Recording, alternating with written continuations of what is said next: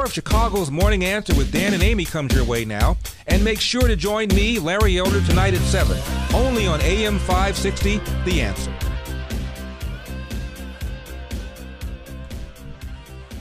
Good morning, Dan and Amy. Well, he's at it again. Beijing is has not heard the last from President Trump when it comes to tariffs. The Trump administration escalating a burgeoning trade war with China yesterday by publishing a list of $200 billion worth of Chinese goods that it proposes to hit with an additional 10% tariff.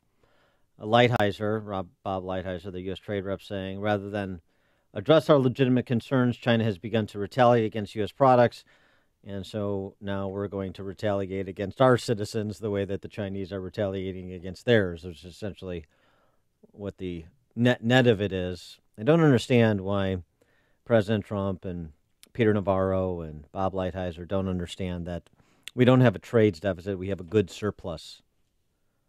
That's what That's what a trade deficit is. It's a goods surplus. It's not a bad thing.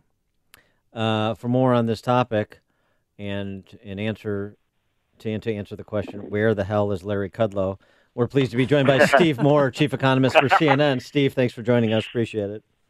Hey, guys. Hey, Steve. Hi. I know we keep having to revisit with each tariff increase, but are you still confident we're going to get to the Kudlow zone at some point in the not-too-distant future? Well, look, I mean, this is starting to look a little bit like a trade war, isn't it? I mean, a trade war is when you keep escalating rather than de-escalating. And, we're now at the stage where, China responded to Trump's tariffs with higher tariffs, and now Trump is responding to that with higher tariffs. And so we're right now moving in the wrong direction when it comes to getting this resolved.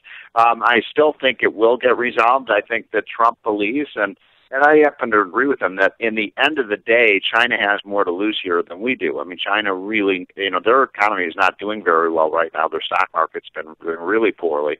Our economy is pretty muscular right now. If you look at all the indicators on jobs and growth and investment, really, really good numbers. So, I think this is a game that Trump is going to win, and I think he's playing his quote Trump card by imposing these tariffs. How long this is going to take, though, it's hard to know. And look, it's rattled the financial markets. In the end of the day, I think Trump does believe that China is adversarial to the United States. That look, I agree with you. Of course, trade in. Of course, we all learn this in high school economics. That free trade is good for both countries when countries both voluntarily exchange goods and services with each other. But it is also true, and Dan and Amy, I want your guys' reaction. I'm going to play Donald Trump, and you play Larry Kudlow. I mean, look, Trump says they're not playing by the rules. It's not free trade if a country is not opening up their markets to us. It's not free trade if they're stealing our technologies. How can we live with the status quo? Now, how do you answer that? Well, stealing technologies is... I wanted Amy to answer it. Stealing technologies is a crime. I mean, can't we arrest the people that are doing it? Or? Well, arrest them in absentia. Right, exactly. How are we going to extradite them to this country? But I don't know. I mean, $200 billion now. No, I mean, Amy, that's actually a good point. How do you get these countries... And by the way, it's not just China, although China is clearly the bad actor. Now, we produce more and more of what we produce as a nation is intellectual property. It's patents, it's copyrights, it's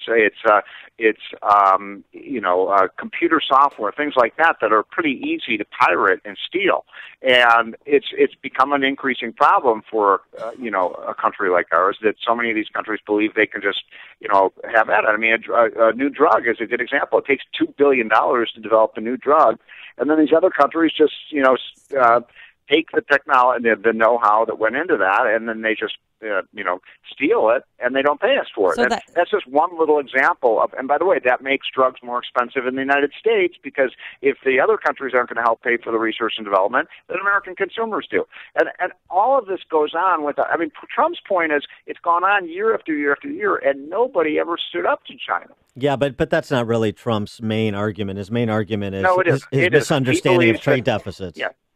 You're, and Dan, that's a point that I think you're exactly right on, which is that he is obsessed with the trade deficit. Now, look, we do have a pretty big deficit with them. I mean, they sell us $500 billion a year of products. They buy 150 from us. Now, you're right. We also import a lot of capital from China, and so that's a good thing for the United States. That means that factories are being built in the United States. And incidentally, you know, one of Trump's arguments is, gee, we're losing factories and manufacturing jobs because of the trade deficit. Has anybody looked at our manufacturing sector right now and our jobs market? I mean, what are we going to do with all these new jobs that we create? I mean, we already have 5 million more job openings than we do have people to fill them. So I guess the point I'd make to Trump is, look, everything is going so well right now. I mean, we've got an economy that's just soaring right now. We are the envy of the world. Is this the right time to be, you know, picking a trade fight, not just with China, but with Germany, with Canada, with Mexico? You know, there's where I kind of find fault with the president. So is the end game to have no tariffs whatsoever on both sides, just to have free trade? Well, you know, it's funny because I was over at the White House. I spoke to Larry Kudlow, had me speak to the kind of economic council there, and I suggested, I said, look, you know, Trump put on the table, I should say Larry Kudlow did, but Trump said it, you know, why not zero tariffs? And it was very interesting that none of the Europeans or Canada were much interested in that idea. So that tells you a little bit about how fraudulent they are when they accuse us of protectionism. But, you know, look, I do think ultimately what Trump wants is he wants these other nations to just open up their markets to American companies. And, you know, what's wrong with that? Well, that's a laudable end. It's the means to get there that's in question. True. I want to get. You know, I wish, guys, that Milton Friedman were still alive today. You know, I really do. I had the privilege of knowing, you know, Milton Friedman when he was in his 80s and early 90s until he died, and he was of sound mind until he died. And I would have loved to have just heard. I mean, I would have loved to hear how he would have reacted to this. I know what he would say. He would sound more like you, Dan. He'd say, you know, you don't fight, you know, a tariff with a tariff. Yeah, I mean, nobody does a Milton Friedman impersonation like I do. Exactly. And I also do. I also do a great Rose Friedman. I think Amy's is better than yours. Yeah. I'm better at Rose, but yeah. No, Dan performs at Zanies. Yeah. Milton Friedman. The crowd loves it, especially in Chicago. They love impersonations of economists at the comedy clubs. Let me get your take on another topic, Steve, because part of his robust record is in an area I know that's important to you, which is the unaccountable fourth branch of government, the administrative state, the nomination of Brett Kavanaugh to the Supreme Court. Your reaction to that, speaking of it from some of his decisions in the economic realm. Yeah. So first of all, I'm on a sort of personal crusade about this, okay? So write this down.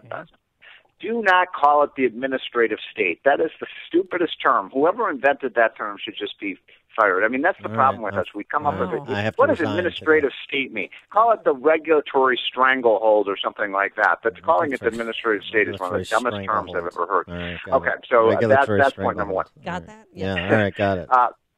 From point number two, look, I don't know Kavanaugh. I've never met him. I know there's some grumblings within Trump land that he's a Bush guy and so on. And look, I think he's going to be fine. He's going to be another conservative voice on the court, a vote on the court. If he is going to be confirmed, unless he totally screws up in his nomination hearing, and I don't anticipate that. He's a very smart guy. And the implications of this, folks, if you're a conservative, and especially for the kind of never Trumpers who are still left in the conservative movement, you put Kavanaugh on this court, you're going to probably have a conservative court now for 20 years. That's a big deal. And if he gets one more court appointment, you're talking about maybe 30 years of conservative reign on the court. That is the reason you're seeing a complete meltdown, a derangement by the left over this court. Now, I don't believe that Roe versus Wade is in any danger of being overturned. I do think some of the I don't. I don't think that this court would overturn Roe versus Wade. But I do think in terms of economic freedom, and we saw one of the biggest. I would refer your listeners. Did you see my piece in the Wall Street Journal today, guys? I have a piece with Art Laffer about how the court did Illinois and California a big favor last week when they did the decision about taking away some of the power of the public sector unions, because Illinois, we've talked about this week after week on this show, but Illinois, California, New Jersey are the three states that are in the worst financial shape right now, and they are all dominated in Trenton and Sacramento and in Springfield by teachers' unions. I mean, am I wrong about this? I mean, No. Isn't it true that teachers' unions run the state of Illinois? Along with SEIU and SEIU. AFSCME. Yeah, that's right. Yeah, so this means we estimate that because of that Janus decision that basically says, that, by the way, it's not anti-union, it simply says people cannot be forced to join the union against their will, which is a basic American right. Because of this, we think that the Illinois teachers unions and the California teachers unions are going to collect about 40% less dues. That means maybe, let's keep our fingers crossed, maybe these guys in Springfield who we elect might stand up to the unions and do something about the pension deficits, which I saw this Chicago Fed study, I think I mentioned this a few weeks ago, that shows that to close your pension deficit, just to give you a sense of how big it is in Illinois, you would have to raise property taxes by about $2,500 per family. For every family that has a house in Illinois, you'd have to raise their property taxes $2,500 a year for 30 years.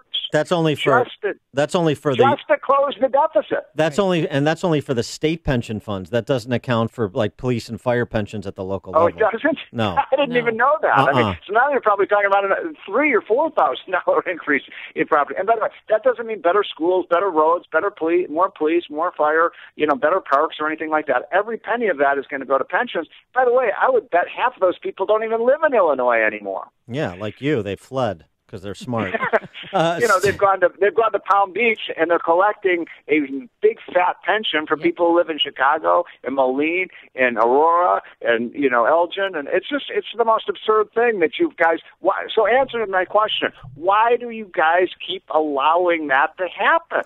Hey, listen there, Steve. You fled to the Tony Beltway area. Meanwhile, me and my brethren here, we're the ones who put together the Janus case and the Pam Harris case versus because Quinn before that. So we can't say Illinois. I got to say this. Mm-hmm. You guys were huge. You helped change the country because of that. So thank you. I mean, no, seriously, this was a monumentally important Supreme Court decision, and I'm tipping my hat to you guys because I know you talked about it over and over again. And this court case, it was originated in Illinois, wasn't it? Yeah, Mark Janus is a state of Illinois employee. Yeah. That's right. So fantastic. I mean, you guys give yourselves a pay raise. Illinois Policy Institute, Liberty Justice Center. Yep, go do a victory lap. It's Way important. No, it's important. Is huge. I'm not just blowing smoke up your ass. This is a huge decision. It's because of the Dan and Amy show that it happened. And by the way, can Rauner save himself? Because I don't know about that. By the way, also, we can't do anything about my friend Illinois. John Tillman at the Illinois Policy Institute. I mean, so Liberty this Justice shows Center, what happens when the conservative movement flexes its muscle. Now, my question for you guys is: Can Rauner save himself because of this? No. He's gone. Okay. He's gone. Illinois is gone, but at least we've done something to try and save this representative republic outside of Illinois. So that's something. Well, it's not done yet. You still have. I mean, Chicago's, as I said, one of the great cities in the world, and we'll see. I think this might turn the tide in Springfield. You might actually get some rational policy now because these public sector employees. By the way, the public sector employees in Illinois get pay and benefits and salaries that, by our estimates, are about 40% what an equally qualified private sector worker gets. Yeah. And they're a bargain at twice the price. He is Steve Moore, Wall Street Journal columnist, chief economist for CNN. Steve, thanks for joining us. Appreciate it. All right, guys. Have a great week. Take care. Take care. And he joined us on our turnkey.pro answer line.